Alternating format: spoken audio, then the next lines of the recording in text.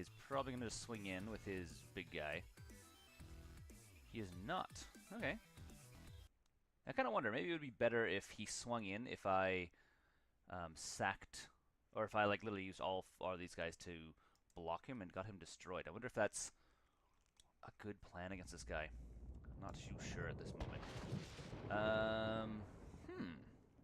So we have a Giga Drowse. So we could technically tap this guy down and swing in for 3, 4, 5, 6, 7, 8. Or 7. 8? No, we could swing in for 8.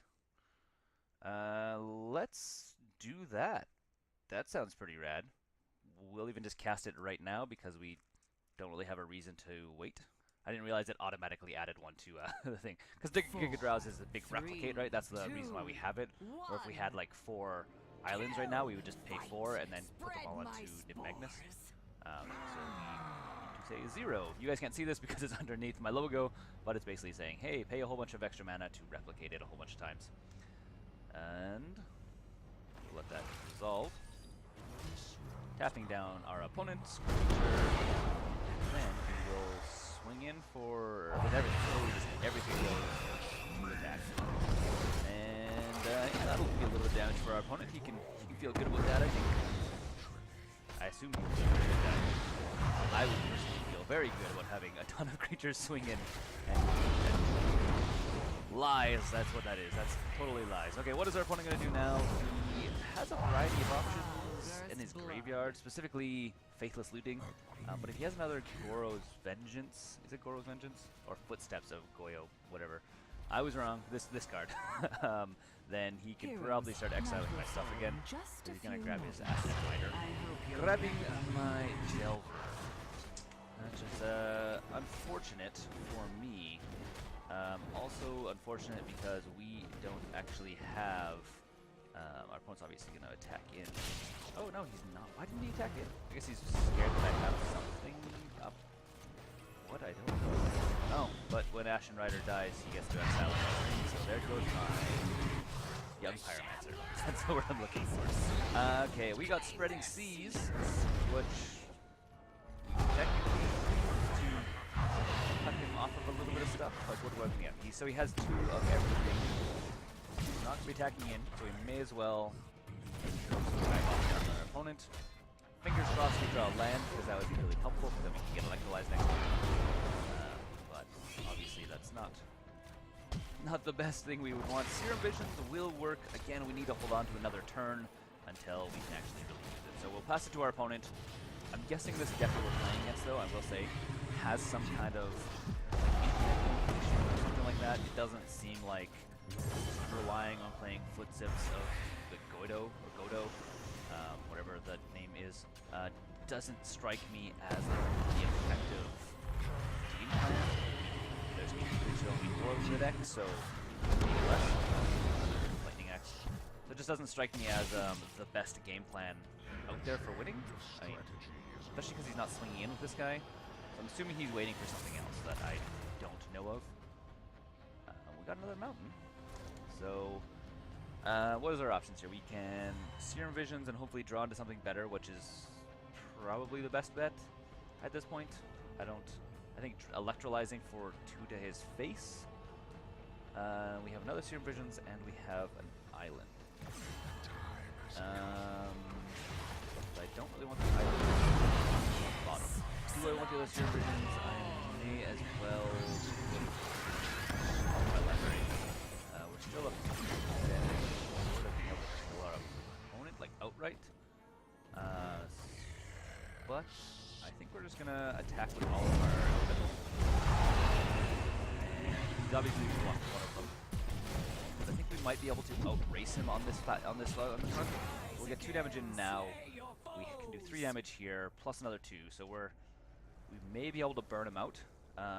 Obviously we know we have a Serum Visions on top of our library, so that's not the most handy, but it's not the end of the world at the same time. So we'll see. We will see. What does our opponent play? Faithless Looting. You know what we're going to do? We are going to, in response, we are just going to bolt our opponent's face, putting him within another bolt range. fingers crossed, we draw a bolt with our Serum Visions. That's a pretty small chance of that. I just want to throw it there because we have 2 bolts in our graveyard already. So there's that, but it is not outside the Rebel possibility. Our opponent throws a bunch more stuff in their graveyard. No reason for our opponent not to attack, other than the fact that we can swing in for lethal in the attack. And I think we have our opponent here. We don't have any buffs for that. No reason to place here. So let's go straight to combat. Swinging in here. And we'll let our opponent figure out if he's going to block or not. Obviously he has to, or he has to respond with something. Otherwise he loses. So sure. And then we will just electrolyze our opponent's face. Yeah, 2 damage to our opponent. 2 damage to our opponent's face with electrolyze. And I'm assuming he will scoop from this, because that is technically match. Or not match, game. Yeah, okay, we won this one. We are going to the sideboard, and we need to figure out something to deal with that big freaking guy, which is very painful for this deck to deal with. We know that his deck relies on graveyard stuff, so 4 months could be fantastic. We also have Negate, just straight up counter magic for his super footsteps of Watomoto guy. We could also technically throw in Dispels and slow down his like dredge mechanic that he's kind of got going on. Not dredge mechanic, sorry. His filter card mechanic. He's using a ton of Faithless Lootings and stuff. It wouldn't slow him down a ton, but it would slow him down a little bit. Pyroplasm's not worth it. Gutshot's not worth it. We can take out... What can we take out? Honestly, I don't think we need the electrolyzers. Those are really more for dealing with small creatures. Obviously, they won us the game this round, but that is not really the best strategy for us. Spreading Seeds, Vapor Snag is really good. I think if we would have drawn one of those, would have been fantastic. I think we should go. So I think that's what we're going to run back. I keep saying I think a lot because I think a lot. Okay, game numero 2. I think we will keep this hand. We have Delver on top, which is good. We can actually potentially counter his stuff right away. Just a few things again. Obviously, having counterspell. This guy's obviously spell's generally good just to flip Delver. Our opponent is going to hit something out of our hand. Probably going to be the Concept Man. I don't see why he wouldn't. Even though Spreading Seas may be a pain in his butt as well, so he may grab Spreading Seas. It's not like this is like the most amazing opening hand, so I don't think it's going to be very easy for him to take out of here. Obviously, Delver would be probably his first choice, but he can't choose Delver with Duress, so yeah. Okay, that's a good idea for him, getting rid of the counter spell. And what do we got? Oh, we got a second island, which is very good. We will play one of our islands and play our Delver, and we will ship it back to our opponent, because that is all we're going to be doing this turn. And we will see how next turn plays out. So he plays a Blood Crypt, pays 2 life for it as well, which will help us a little bit. Just a little bit, not a whole lot, but a little bit. Weird. I don't know what happened there. Anyways, it doesn't matter. It's not important. It is our turn again. Oh no, he Lightning Axed our Delver. Sorry guys, why didn't I see that? I immediately saw that. So I think in response to him Lightning Axing our Delver, we will Spreading Seas. It's nice, because it's Christmas and all. His Blood Crypt. So now he only has 1 black mana symbol and a blue mana symbol. And we get a draw card from that. Vapor Snag, which is something we definitely want. Because it will potentially allow us to push stuff back to his hand, rather than specifically that giant guy that I don't remember his name that we played last time that made our life a little bit painful. This guy, this Woodfall, I saw it right here now. Frick off. This is not a good day for us. Okay. Anyways, we're gonna put this back into this guy's hand. Right away. Seven Reef limits our mana a little bit. Pretty good play on his part. I mean, turn 3 dropping that guy is pretty cool. I'll give him that. Despite the fact that it's annoying, it's great. We're gonna blow up our island. obviously not going to play this guy. But thankfully we have 2 left in our hand. That is definitely a good thing. Play an island and then we'll wait for snag this guy back to our opponent's hand. See how he feels about that. It's kind of annoying. It's actually like a... He's playing like... It seems like a land destruction deck, but it's like a indirect land destruction deck. It's kind of weird, actually. But kind of scarily amount of effective as well. Scarily being a new word. Real word. I don't know. I'm not a linguistic. I don't really know those kind of things. And what does our opponent do? Lingering Souls. That's a good card to play. It's one of my favorite cards, actually. Sees a lot of play, and I understand why. I mean, it has a lot of utility. Especially when I'm like looking around at something like, oh, this is actually pretty good. So, what are our options for next turn? We could play an island, Giga Drowse his beginning of his step, his beginning of his turn, tapping down either his spirits, which I don't really want to do, or we could. What we're actually going to do is we're just going to play Condescend on whatever he casts next turn. And I'll try to use skill set up our top of our deck a little bit before we get to this kind of situation we're in right now. And our opponent is attacking with both of his spirits. We could have tapped them down, but I'm not really too concerned about them right now. See if our opponent anything. So he is casting something. He's casting Lingering Souls out of his graveyard. Which is fine. We'll make our opponent cast it. We'll pay a little bit more mana. Obviously, this is not going to stop him from playing Lingering Souls, but he will have to tap 1 more mana. He obviously has an island that he has no use for, so he may as well play that. He doesn't, so that means he doesn't have anything useful, I guess. But that's out. Okay, that's and we have Nick Magnus and a Lightning.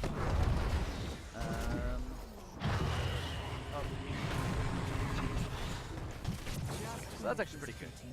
We're back in the game. We will be able to get Nick Magnus onto the table, and then we're probably going to just Giga Drowse the heck out of him. Which will make him very difficult for our opponent to deal with, unless our opponent decides he's going to Lingering Souls him. Completely possible. We are playing against white, so our opponent Lingering Souls, yes. No. So we're going to play right away here Niv Magnus, and hopefully our opponent doesn't have a Path to Exile, because that would make our life painful. And I think we're just going to ship it back to our opponent's turn and see what they do. Again, if our opponent has Path, that'll make us have a kind of a bad day. Mind you, his setup seems like he wouldn't want to be running Path, because he's relying on bringing back that one guy to constantly, oh, he's in his graveyard now, this is fun, to basically destroy lands from his opponent. So playing a Path to Exile basically keeps lands, which can help his opponent equalize. So we go swing in with Nick Magnus and do an absolute amount of damage. That.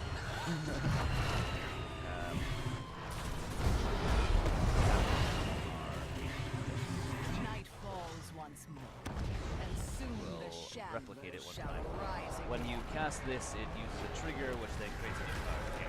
So learning, guys, we're learning how to deal with stuff. Okay, so we're using Niv Magnus to exile a single Giga Drowse.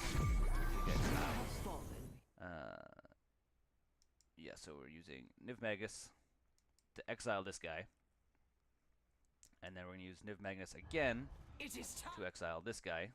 So much clicking to get just tokens. Okay. And then our opponent's going to blow up our island because we have a lightning bolt on top of our library, which we need red mana for, and we have a mountain in our hand. This deck would be a really big pain in the butt to play against if we didn't have a whole bunch of land in our hand. I will say that, like, straight out. Yes. So let's go to our turn. Obviously, this guy dies, persists, comes back, is super annoying, but it is our turn. I think we are going to go to combat. We're just going to attack with our elemental. See what our opponent does. He's probably just going to chump block. That seems like the best bet for him. I'm guessing. The terror awaits. Otherwise, he's taking 5 damage, which may or may not be risky. He's obviously not going to block with this guy because it'll die. Unless he has footsteps. He does. He's already +2, which is very lucky. So I'll jump blocking. And we will shoot our opponent's turn. Hopefully, mess with us. Play in response to that. Might as well put 3 on our opponent's face. Just so our opponent doesn't actually get killed to us. So, a little bit of damage to our opponent. A little bit preemptive. We were kind of holding on to Lightning Bolt just in case we needed it for something else.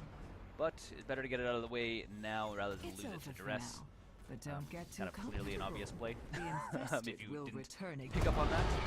And our opponent is playing out of the graveyard. Okay, so this is well, we're in a hairy situation. I'll give them that. We are definitely not winning this one at this exact point because of this guy. Awesome. This is why it's just like basically cast it twice, and it's so good, so good. I need to build a deck that utilizes this. I guess you can build that. I can build like a mid-range deck and mid-range soul deck. So it's possible. Our opponent is swinging in with a bunch of spirits. Going to do 3 damage to us. This is quickly turning into a grindy game. Again, I don't know why he's not swinging in with his woodland guy. He knows I have no hand. He knows nothing. You've destroyed he knows I have no enemy's hand. terror. So he knows that I'm not going to be doing anything special. Magma Jet. Yeah. So we will go on the attack. Your See what everyone key decides is to do no more. here. Your core is under attack. So here's a question. He Our may be spirit blocking cannot this be way crushed so easily. because so 6, 5, 6, 7, 8, 6, 7, 8. So I can. We're gonna die with this guy no matter what. Damage here, here, here. Oh, casting some sorceries. Yeah,